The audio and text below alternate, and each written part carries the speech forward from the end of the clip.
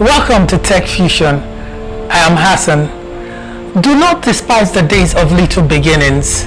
Being small is the best time to make your mistakes and develop the philosophy that can help you achieve a truly global company. On this episode, we will showcase a company virtually involved in so many things and yet successful in almost all of them. Let us join Cold Fusion as we see the journey of one of the most versatile companies in the world.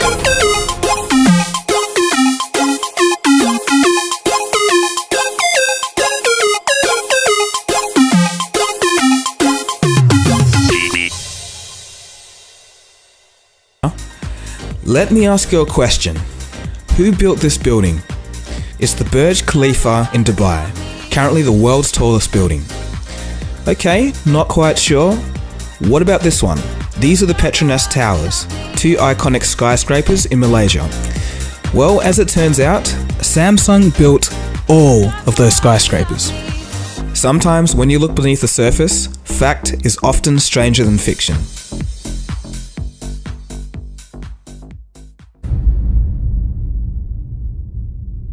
The year is 1938, and the Western financial system was still recovering from one of the greatest crashes in history, and a second world war was about to break out. It wasn't such a rosy time, but regardless, in this year, a lesser-known man by the name of Lee Chul was about to change the course of history. He founded a little company called Samsung, a trading company that dealt with local groceries and had 40 employees. At the time, the company produced noodles, then expanded into sugar, and then wool. And by the late 1950s, the company had moved into insurance, securities, and retail. In the late 1960s, Samsung moved into electronics, and the first ever product produced by Samsung Electronics was actually a 12-inch black and white TV in 1970. By 1983, the first Samsung computer had arrived. This computer was a full 2 years ahead of Windows PCs. In the 90s, Samsung began to rise as an international force in many industries. Is my new computer going to be outdated in 6 months? Not with the new Samsung Note Master. Its unique CPU can be easily replaced, so you can keep updating and stop worrying. The company went from strength to strength, becoming market leaders by learning the trades of various industries through persistence. In the end, they became one of the most versatile companies in world history.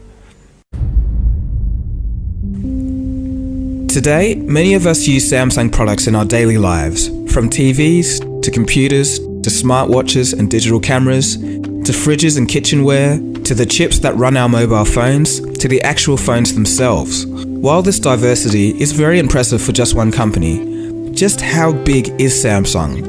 And what else are they involved in? Well, make yourself comfortable, guys, and get ready to be surprised. Samsung is much bigger than you think. In this video, we'll take a look at some of the awesome facts about the company and then take a look at its mind-boggling size. Trust me, it gets pretty crazy. Like most of the stuff on this channel, this is the stuff you're not going to see anywhere else on YouTube. Let's get into it. Number 5. Since 1993, Samsung Electronics has been the largest producer of memory chips in the world.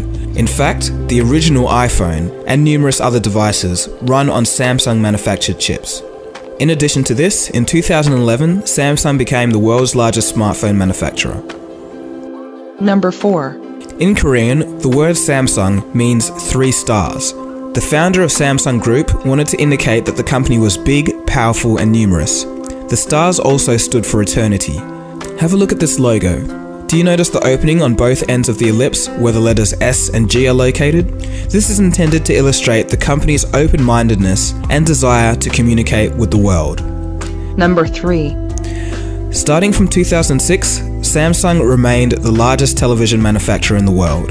They are also the largest manufacturers of LCD panels, and today, 98% of the AMOLED screen market is dominated by Samsung. For those of you wondering, AMOLED is a type of screen that doesn't require a backlight like typical LCD screens.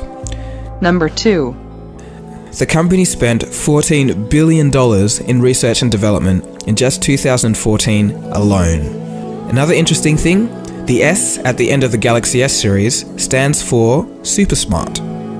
Number 1. Samsung has 490,000 employees, more employees than Apple, Google, and Microsoft combined. Bonus. In 1995, Samsung invested $2 million into the clothing brand Fubu, just as they were about to go under. Fubu has generated $6 billion in sales since. The Note 7 was supposed to be a story of refinement, the moment when years of experimentation, trial and error seemed to converge on the perfect size, function and form for a large-screen phone tablet. Samsung's marketing campaign engine was firing on all cylinders, only to have the product that they were selling burst into flames while charging due to a battery defect. With the iPhone 7's release just around the corner, this couldn't have come for a worse time for Samsung Mobile. The exploding phones weren't due to faulty charging cables, it was the faulty devices themselves. One man from Perth, Australia had his Note 7 explode, charring his hotel room bed sheets and carpets. The hotel charged him almost $2,000 for damages, and Samsung agreed to pay. Samsung has issued some statements on the problem, as well as issuing a recall and temporary halting of sales. According to reports, Samsung designed the Galaxy Note 7 battery cell, but the production was delegated to third parties. It's claimed that one of these third-party manufacturers has produced the battery present in faulty units. The technical details haven't been released yet, but perhaps it's fair that the battery manufacturer takes on some of the costs of the recall, and that's not going to be cheap. We'll talk about the costs later. The following is a statement from a Samsung spokesperson, quote, "As of September 1st, a total of 35 claims were registered with Samsung service centers, at home and abroad. Only 24 units on a scale of 1 million were affected by the battery problem. By putting our top priority on consumer safety, we have decided to halt sales of the Galaxy Note 7 and offer new replacement handsets to all customers." End quote. It's said that 2.5 million Galaxy Note 7 handsets have already been sold and will need to be recalled as a part of this exploding battery fault. So, what does this mean for Samsung? When asked about the recall's financial impact on the company, Samsung's mobile chief, Ko Don-jin, said it would be a heartbreaking amount, end quote. The recall and phone replacement to 2.5 million Note owners is set to cost Samsung at least $1 billion by some analyst estimates. While this sounds like a lot, for Samsung, that only represents about 5% of the firm's net income for 2016. Not ideal, but not the end of the road for the company either. However, the cost is not only in lost inventory, their market value and consumer confidence will also take a hit. Investor concerns saw the share price drop in reaction to the news. Samsung's market share initially dropped by $7 billion when the news was first announced, before regaining some ground. That being said, this kind of volatility is expected as the speculative markets of today are extremely twitchy. All that I've mentioned hasn't included the competition. Even with no headphone jack, the new iPhone 7, rumoured to have 3GB of RAM and a 25% faster CPU, as well as larger storage options, will take advantage of some of the lost potential Samsung sales. The whole scenario could just be a blessing for Apple. So in conclusion, even though this is a third-party manufacturer's fault, it's still a Samsung branded phone, and they should have tested all of this during the quality control phase of production before actually selling the product. As highlighted earlier, consumer confidence will be damaged, and I personally can imagine many risk-averse type of individuals staying away from the Note 7 even when the problem has been fixed. It seems that Samsung is planning to produce an 11K mobile screen. This surely is ridiculous. Has the technology department at the South Korean company finally just lost the plot? It may seem that way, but let's find out more. According to Korea IT News, Samsung is teaming up with over 13 local and international companies to try and have 11K display phones by 2018. What's interesting here is that the South Korean government itself is investing $26.5 million over the course of 5 years to make this a reality, which I think puts a slightly nationalistic spin on things. But more on this later. So an 11K resolution is obviously hard for us to fathom as people living in 2015. Today's technology of 2.5K phones pales in comparison. So let's put the screen into perspective. You guys out there who love specs may get a kick out of this. Assuming in 2018 that we have similar screen sizes like we have today, an 11K display would have a resolution of about 11520 by 6480 pixels, with a pixel density of 2250 ppi.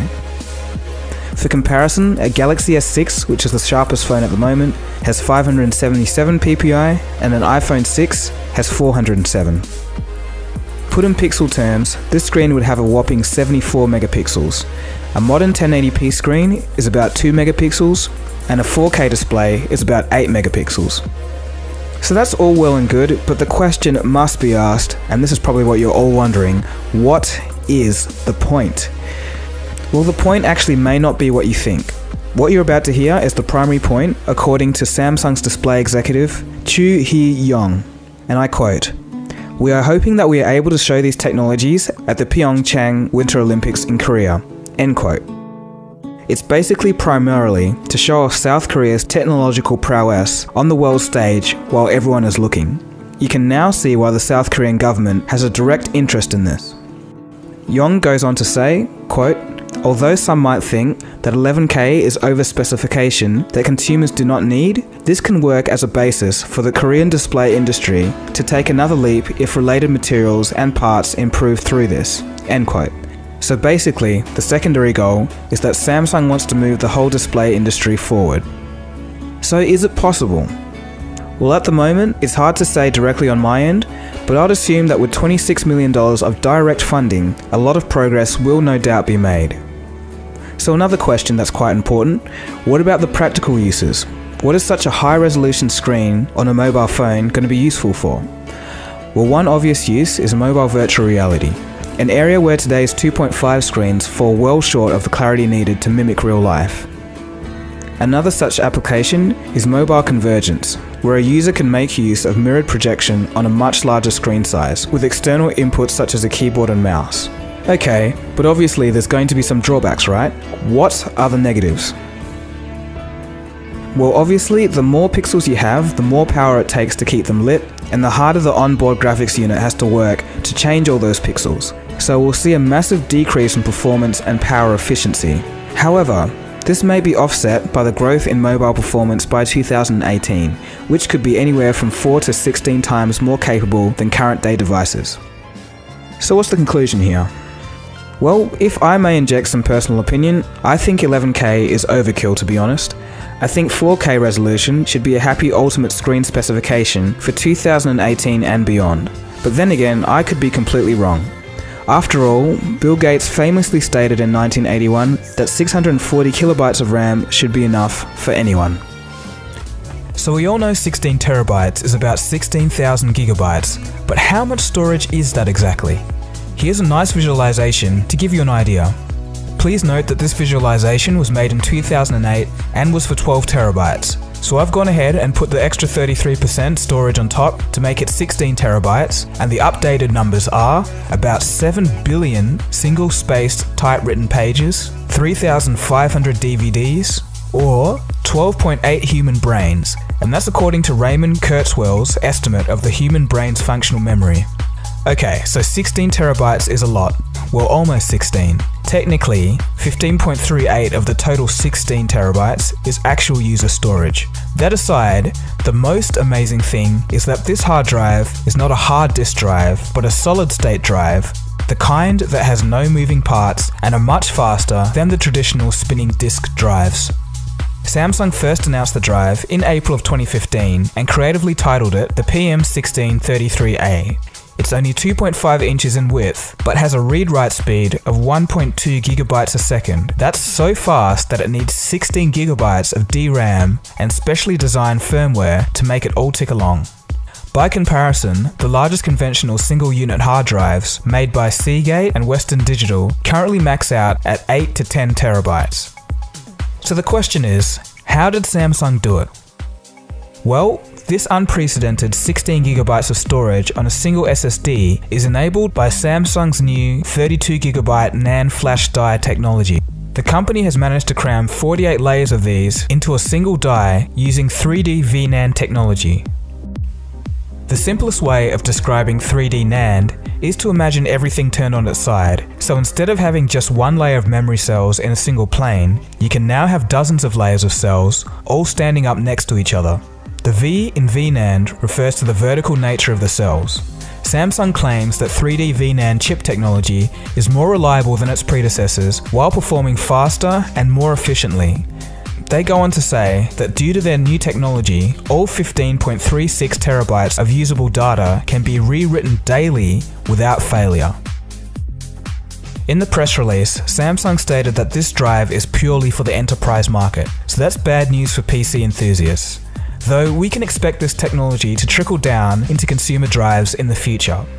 There's no pricing yet available, but rest assured it's going to cost a fair bit, but at least the technology now exists.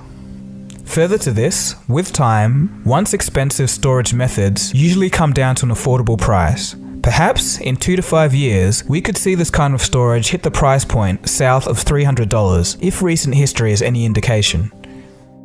Speaking of history, for a wider context and a quick bit of fun, let's see where we've come from in terms of storage.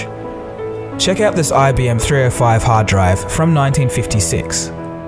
The 305 was composed of 50 24-inch discs stacked together, taking up 16 square feet of real estate, and it weighed a literal ton, and it cost about $160,000 and stored, get this, 5 megabytes of data. As time rolled on, storage capacity managed to increase, and by 1979, 250 megabyte hard drives existed, and you're looking at one now. As the 80s rolled around, the hard disk drive format found a great synergy with the personal computer. Here's a 10 megabyte hard drive from 1981. That price you're looking at is over $8,000 adjusted for inflation. And finally, one more fact. It took 51 years to get to 1 terabyte of hard disk storage, which was achieved in 2007. Just 2 years later, in 2009, we had the first 2 terabyte drive. So, while it took 51 years to reach the first terabyte, the second terabyte took just 2 years. Now in 2016, with 2 terabyte drives becoming fairly commonplace and relatively cheap, we clearly live in the future. Stuff. But let's go a little bit deeper down the rabbit hole. Things get a lot crazier. So, just how big is Samsung? Well, in terms of money, the company made $305 billion in revenue in 2014. So is that good or not so good? We need a bit of a yardstick here. So how much was Apple's revenue in 2014? It was actually $183 billion. And what about Google? Only $66 billion. Well, that's not all. Samsung is 17% of Korea's entire GDP. So the question must be asked, how do they make such ridiculous amounts of money to dwarf even Google? Well, here's the secret. Samsung is actually made up of 80 different businesses and affiliates. These businesses are commercially and legally independent, but unified by sharing a single philosophy. Here are some of them. Under the category of engineering and construction, we have Samsung Engineering and Construction, Samsung Trading and Investment, and Samsung Heavy Industries. For electronics, we have Samsung Electronics, Samsung Electromechanics, TechWin, a military arm, Samsung Mobile Display, and Samsung Digital Imaging, to name a few. For finance, we have Samsung Life Insurance, Securities, Investment Trust Management, Venture Investment.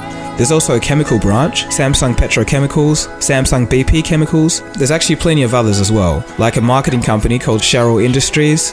Samsung also has a hotel and resort business, a medical center, Economic Research Institute, a foundation of culture, a life and welfare foundation. In a joint venture with Renault, the company also has been making cars for 20 years, and the list goes on and on and on. Okay, so it's starting to get a little bit crazy, but what are some other lesser known things about Samsung, and what else are they doing? Well, you are in for a treat. So we've already mentioned that Samsung builds skyscrapers, but what else? Well, under Samsung's branch, Samsung TechWin, the company also does surveillance, aeronautics, automations, and weapons technology. Some of the weapons technology that Samsung has made includes a South Korean military robot designed to replace human counterparts in the demilitarized zone at the South and North Korean border. And that's not all. Samsung has also made the K9, a full-fledged army tank. And if that wasn't enough, Samsung also makes jet engines. But let's turn things up a notch. As it turns out, Samsung Heavy Industries has the most efficient shipbuilding center in the entire world. It is over 400 million square feet in size. And these are some of the ships that Samsung have built over the years. As you can see by comparing them to a regular ship, these are absolute giants, colossal floating cities almost. And if that's not enough, Samsung runs the biggest theme park in Korea, complete with a zoo and various other crazy things. Samsung's size is so ridiculous that there's even a Samsung City. This city contains a few of the company's businesses. Some other cool things include their very own clothing line and a brand new research lab for drones, robotics, 3D printing and virtual reality. The cool thing about this lab is it's actually going to be part of Samsung's mobile division, but it's going to operate independently and it's going to build on the work that Samsung has done through their robot vacuum cleaners. And let's not forget virtual reality in general. The Gear VR was the first proper mobile virtual reality headset, and I just got it the other day and have been playing around with it, and it actually works pretty well. Okay, so we're reaching towards the end of the video, so maybe you're starting to get the picture now that Samsung does just more than TVs, fridges and phones. They do pretty much everything. In all my time of doing videos, I've never come across so many surprises in my research, and I'm not saying this to be a fanboy or anything like this, it's just a matter of looking at how many things they do. Who would have known that the same company that dominates the smartphone industry also makes jet engines and military equipment, builds some of the world's biggest ships, built the world's biggest skyscraper, has a medical research facility, a theme park, a finance institution, and the list goes on and on. It's said that every year Samsung donates $100 million to its non-profit medical center, which consists of several hospitals and medical research facilities. So in conclusion, it would seem that Samsung is the kind of company that tries their hand at almost everything and chooses to observe and iterate until they get better and eventually become the market leaders. In all honesty, it is amazing how much of a dark horse this company is. I wouldn't be surprised if most people out there are only aware of Samsung electronics and their home appliances. It's amazing to think that all of this just started from one man with his small trading company dealing in groceries.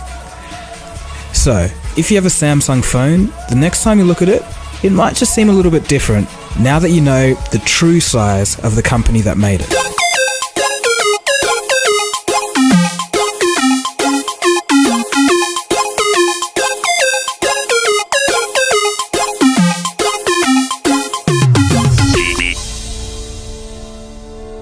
Yes, Samsung.